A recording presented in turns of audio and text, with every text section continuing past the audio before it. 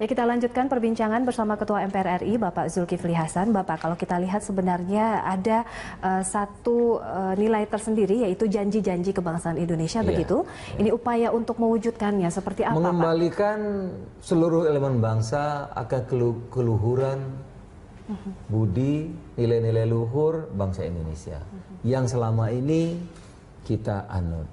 Ya, inilah yang akan disampaikan dengan ini baru Indonesia, dengan dikemas tadi dengan yang ringan, mudah dimengerti, mudah dipahami, ya, sehingga nanti kita berharap nanti akan muncul kembali, ya, Indonesia yang gotong royong, Indonesia yang penuh kekeluargaan, Indonesia yang bermusyawarah bermufakat, Indonesia yang bekerja keras agar negaranya maju, Indonesia yang tidak korupsi, ya, Indonesia yang saling menghargai dan saling menghormati.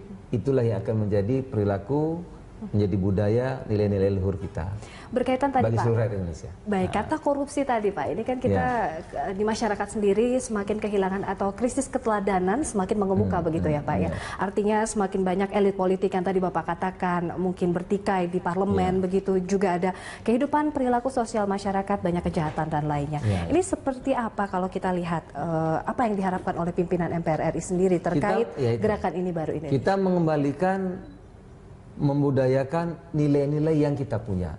Nilai-nilai dasar yang kita punya, Pancasila, Undang-Undang Dasar Negara Republik Indonesia 45, Bhinneka Tunggal Ika, NKRI, yang sudah semua ada di situ. Tadi saya katakan orang luar negeri pun kagum karena kita punya falsafah, kita punya Pancasila, ya, dan tidak dipunyai kadang-kadang oleh negara lain. Kita punya nilai-nilai luhur yang terkandung di situ.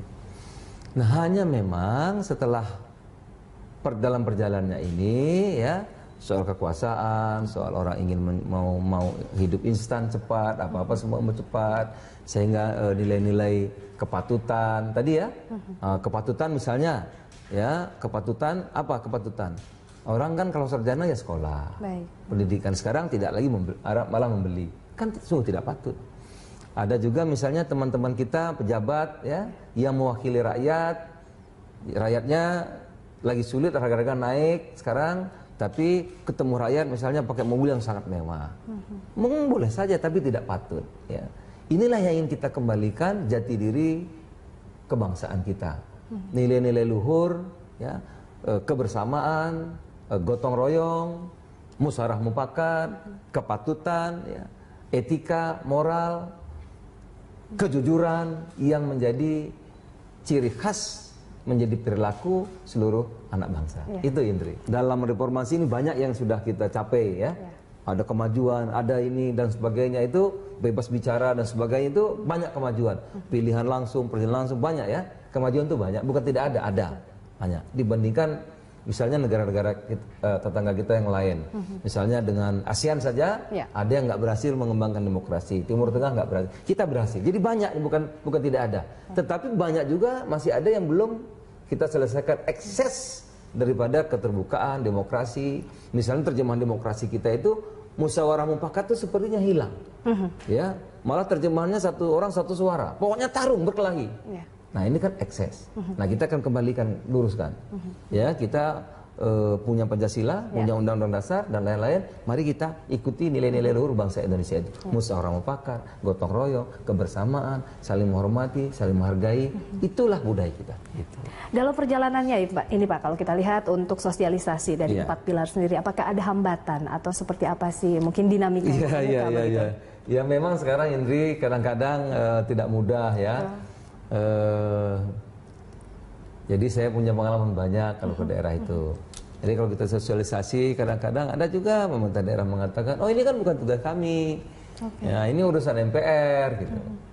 Bayangkan sedihnya, masa Pancasila urusan MPR, Pancasila, Undang-Undang Dasar ini kan urusan kita. Padahal pejabat juga urusan sebagai kita negarawan harus juga, ya, Pak, ya. Dan harus kita wujudkan, karena ini janji-janji kebangsaan.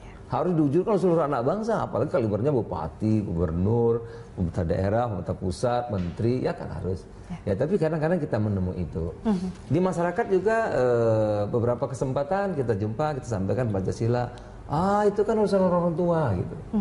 Nah, inilah yang kami perbaiki, ya, mencoba metode yang lebih mudah. metode yang lebih ringan, ya.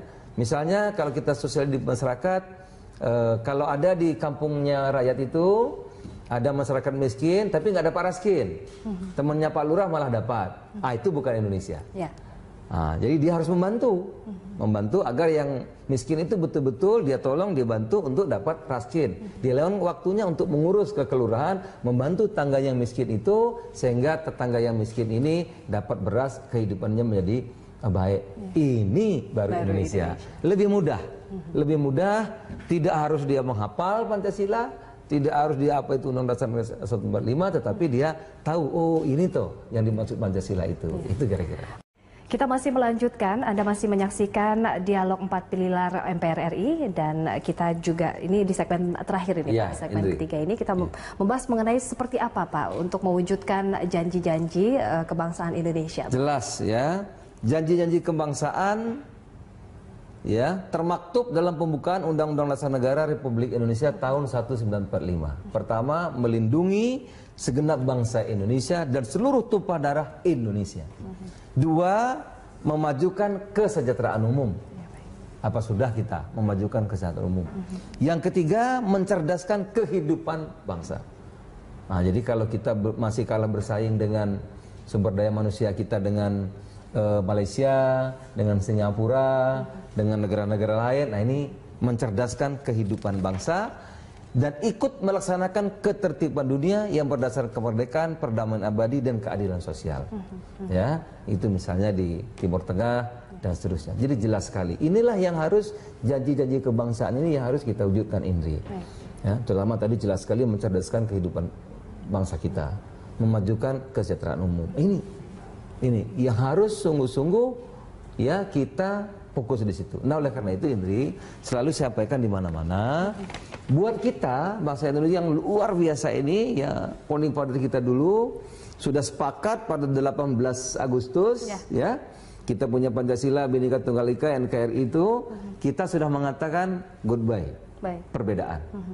Kita apapun agama saudara, apapun sukunya, apapun rasnya, apapun kelompoknya, golongannya, siapa saja itu tidak menjadi persoalan. Kita adalah Indonesia. Hak kita sama, berhak menjadi apapun ya di negeri ini, bebas, agamamu agamamu, agamaku agamaku, saling menghormati. Nah, itu sudah selesai 18 Agustus 1945. Jadi sebetulnya 70 tahun ini fokus kita apa tadi itu? Memajukan kesejahteraan umum, mencerdaskan bangsa. Jadi fokus kita sekarang ini, tantangan kita mengurangi perbedaan kaya miskin atau mengurangi kemiskinan. Yang kedua ya apa? Sumber daya manusia kita ini tidak boleh kalah dengan Malaysia, dengan Singapura, dengan Thailand. Jadi mencerdaskan anak-anak bangsa kita, pendidikan. Nggak boleh, harus menguasai ilmu pengetahuan dan teknologi. Yang ketiga tantangan kita apa? Pemerintah harus menciptakan lapangan kerja. Nggak boleh ada yang nganggur di tempat kita ini. Harus ada kesempatan kerja, harus ada peluang kerja. Ya, lulusan sekolah kita harus dia memperoleh kesempatan kerja. Ini tantangan kita. Yang berikutnya tantangan kita adalah apa? Pemerintahan yang baik, good governance. Ya, pemerintahan yang pemerintahan itu kan luas, ada bupati, ada gubernur. Bupati kalau terpilih ya dia mengurus seluruh rakyatnya.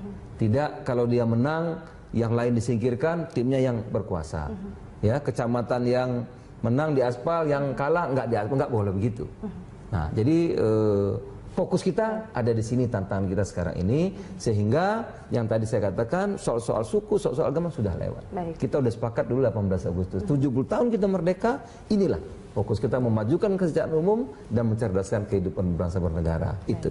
Nah, kesadaran itulah yang dua cara, ada sosialisasi 4 pilar MPR, kemudian juga kita tadi ini baru Indonesia dengan cara yang kreatif, dengan cara yang mudah. Mudah-mudahan ini bisa dipahami dengan simple, dengan mudah oleh seluruh rakyat Indonesia. Itu. Nah, tadi terkait Pak, ini dinamika untuk pengambilan keputusan di parlemen sepertinya ini lebih mengedepankan voting. Tapi seharusnya sebenarnya nilai luhur dari Pancasila juga musyawarah mufakat begitu. Seperti apa, Pak? Jelas musyawarah mufakat.